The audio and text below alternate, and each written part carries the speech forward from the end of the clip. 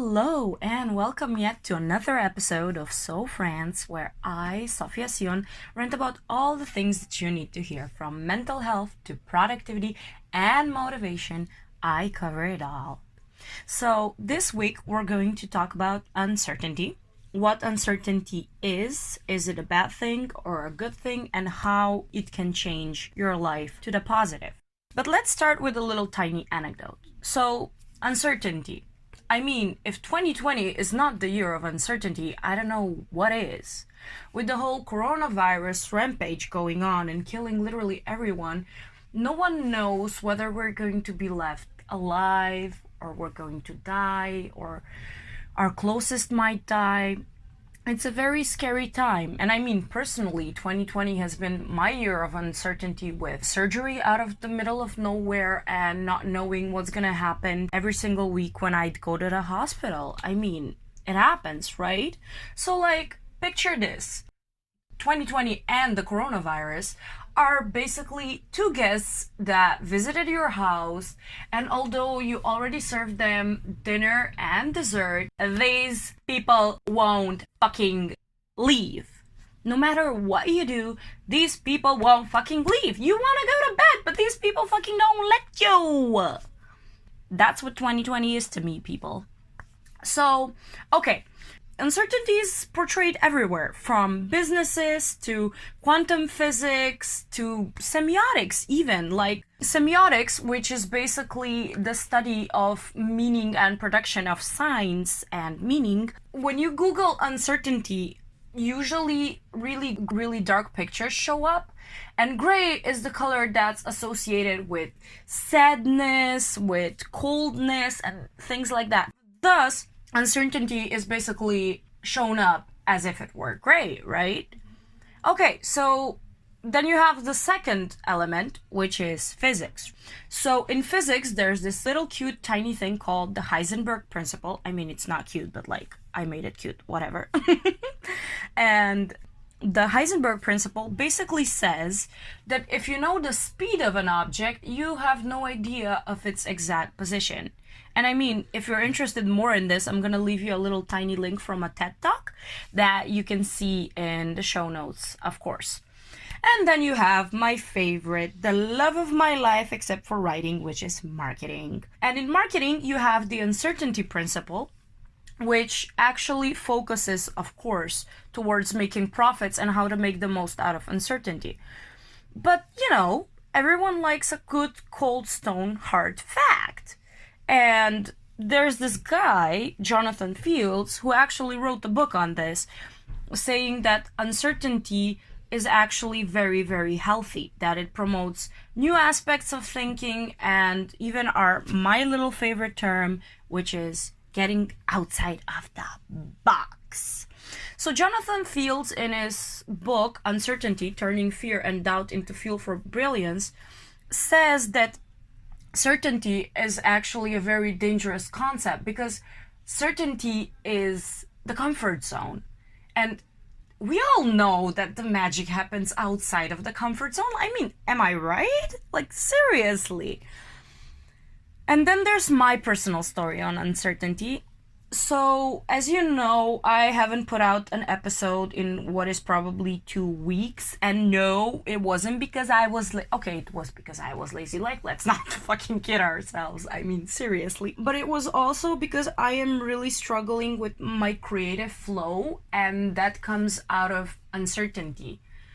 Whether what I'm doing is good enough for me, and is it good enough as a media product? Because at the end of the day, I'm a media major. So if I don't focus on media products being products and being commoditized, and if you don't know what commodification means, that means when an actual thing like movie or television or music becomes a product, which is basically the entering of capitalism. Then you have the uncertainty in my so-called relationship. So I started dating this guy, and we never met. I know, freakiest story ever. We broke up because of the coronavirus, hint, hint.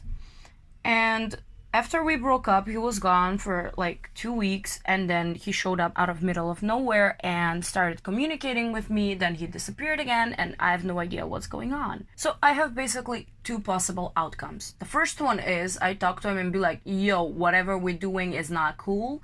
And the second is living it up to uncertainty.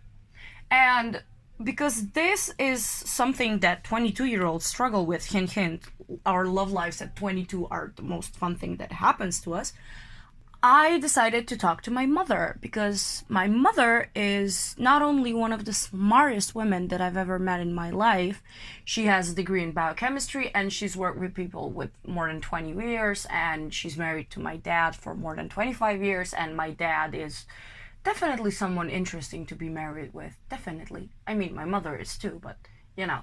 And I sought her advice. And she was like, well, I have a surprise for you, she says to me. And I'm like, what? Well, the answer to you is not talking about it at all.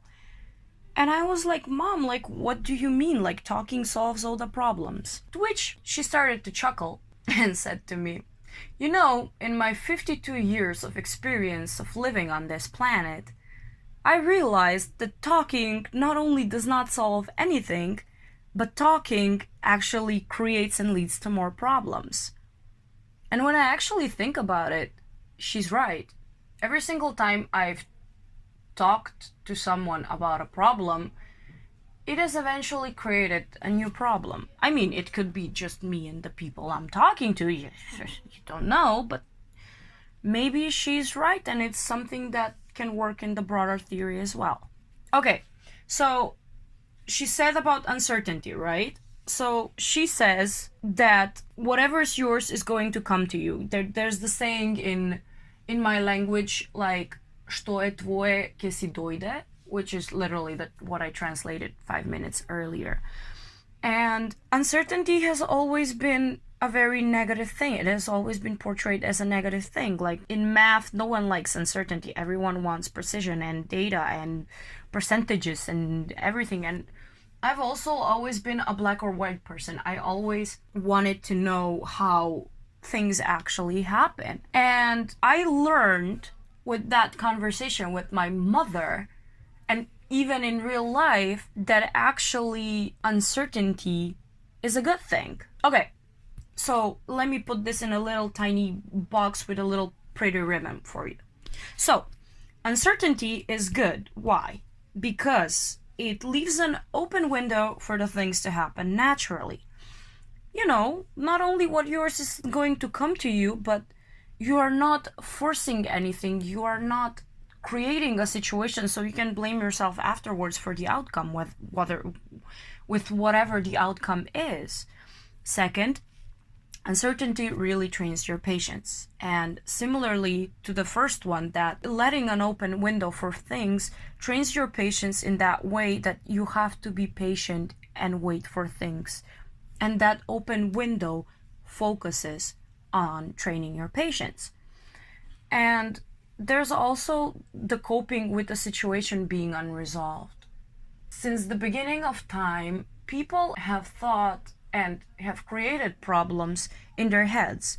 And this is a concept explained by Mark Manson in his book, which is called Everything is Fucked, a book about hope. And I'm also going to leave a link down below for that as well. And he says literally ever since before the beginning of time, the human brain has always had the need to solve problems. And in a way, whether you believe it or not, that also means creating problems where problems don't really exist. And I mean, that is not always the case with uncertainty. Sometimes uncertainty happens because there's not a problem, but a problem can become out of that uncertainty.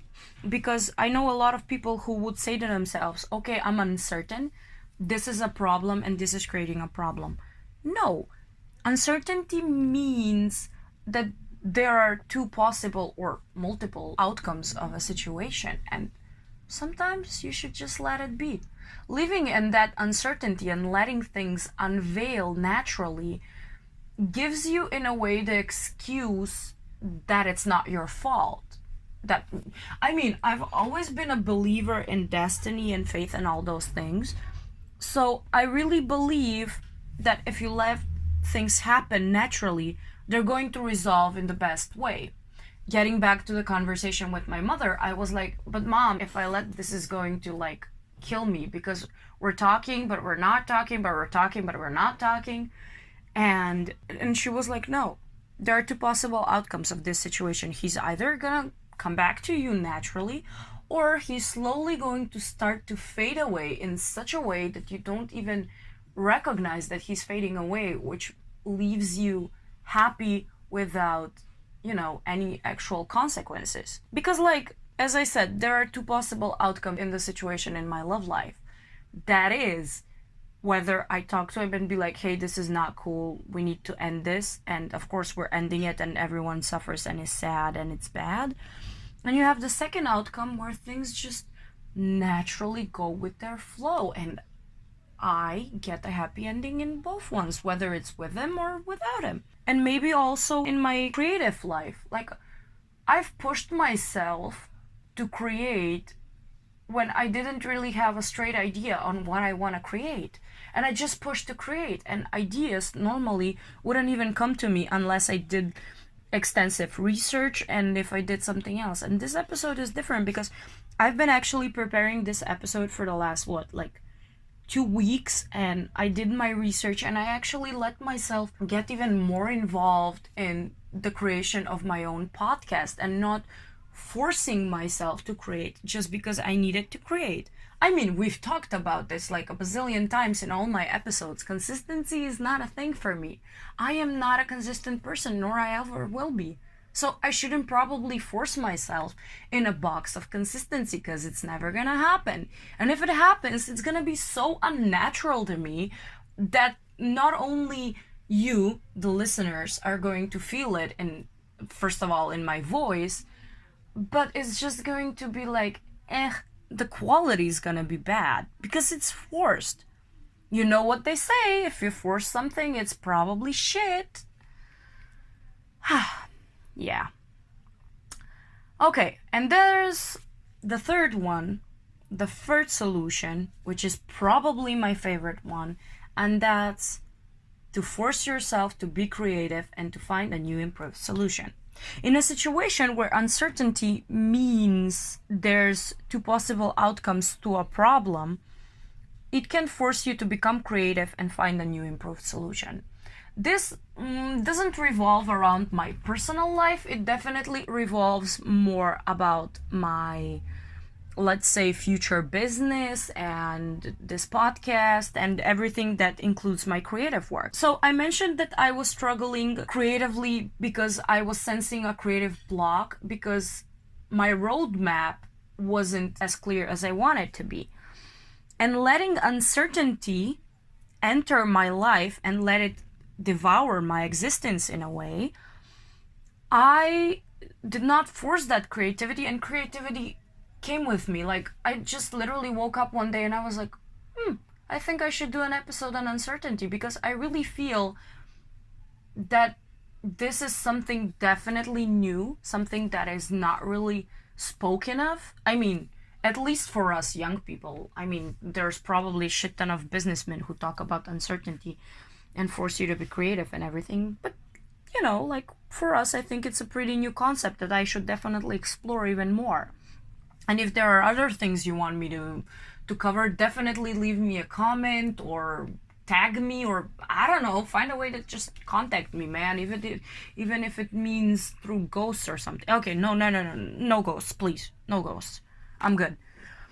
So now that we figure out the 3 ways how it's really good to be indecisive, I feel like I should tell you the way how to cope with uncertainty, because it's not easy. Uncertainty, not knowing what's gonna happen and not predicting and not having control, for a lot of creative people is a problem, because creative people love control because they feel like they have control over their own art. That's what makes us creators, as far as I know. So I would recommend 2 ways. And the first one is to just let it go, experience that uncertainty, let it devour you, let it consume you, but do it in a healthy way. Do not overthink the situation of uncertainty. Just let it be. The situation will eventually resolve itself from its own personal perspective without you interfering with it. And also, in the second thing, where probably relates more to creative and business solutions, start to prepare for both scenarios. And then you have the second one, where you prepare for both scenarios, right? I mean, here, like, if you analyze the situation objectively, I am constantly telling you not to overthink. It is going to fuck up your life. Overthinking is just creating problems where there aren't any problems. Sofia Sion, 2020, y'all. So, how do you prepare for both scenarios? If you have the problem, like me, that is, how do I resolve my creative block? Picture this. You just had a job interview and you don't know whether you're going to get the job. So you have to prepare for both situations. Either you get the job and you're happy, or you continue looking for another job immediately. I mean, I would personally suggest to continue looking because there's no harm in looking. I mean, come on. And there's also a third thing that I would probably recommend in this situation, which is actually an addition to the second one. So not only prepare for both scenarios, but maybe try to create a third one. I personally always say that optimists and realists have one important difference, and that's a realist only uses the opportunities that are given to him, while as an optimist actually creates the opportunity. So maybe try to find a third possible solution. For example, I'm gonna do like a really stupid marketing example because, like, again, marketing is closest to me. It's my biggest love, so I definitely revolve more towards it. So when coronavirus happened, a lot of companies just stopped communicating completely, and soon afterwards realized that they have to find a solution to their uncertainty, which is communicate again. And actually, a lot of people use that to create even better and stronger communication tactics, which actually improved the brand image, which ultimately, except for purchases and loyalty, is the job of marketing. So maybe try and find a possible third solution to the problem you're having. For example, for me, I have the option either of let go what happens with my boy or not doing anything about it. Or I can do a third option and, I don't know, try and talk to a second boy or something. So, uncertainty doesn't always mean that there's a problem. Uncertainty can always be a solution to a problem. I mean, sure, living in a limbo of decisions doesn't sound good at all, but maybe it is. When there's no desired outcome, staying in a limbo or a loophole seems like the perfect idea. It's the idea of balance, and I definitely recommend that you explore uncertainty within yourself. So, let's do a little quick recap before we go. Uncertainty is always presented as a bad idea when, in fact, it actually can be a good idea. And you can see that in marketing, you can see that in a way in physics. And uncertainty is good because it lets you an open window for things to happen naturally. Thus, it trains your patience in that way, and it forces you to be more creative and to find a new improved solution. Okay, but living with uncertainty is the harder part. So how do you do that? You basically either let it be and let it train your patience, or you prepare for all the possible scenarios that can happen, or even invent your own. Everything can happen. So this is all for this episode. I hope you liked it. I am definitely trying to do something different, something new. And I'm not gonna say see you next week for next episode because I have no idea when a new episode is going to come out. But if you subscribe to me, you'll always know when there's a new episode and when it's coming. and I'm gonna always keep you on your toes. So like, I'm always going to try and create content that not only is worthy of a listen, but content that I'm actually proud of and when I actually have something to say. And for that to happen, it definitely cannot be on a weekly basis because A, your girl loves the beach, B, ideas are not something that happen. Actually, they are something that happens from the middle of nowhere, but they cannot be planned, especially not on a weekly basis. So, to conclude everything, give this video, podcast, on whatever platform you're listening to me. I am available on 8 platforms officially. So now you can find me on Apple, on Google, now on Spotify, because Spotify is now available in Macedonia and Slovenia. Woohoo! We finally did it, people! Or on YouTube. And if you subscribe to my channel, comment and like, there's gonna be a lot more content coming because I'll be even more motivated to show you what I am working on. And yes, I am a bit too excited because it's been a while since I've done an episode and I'm really happy how this episode turned out to be. So I guess I'll see you in the next one. Bye!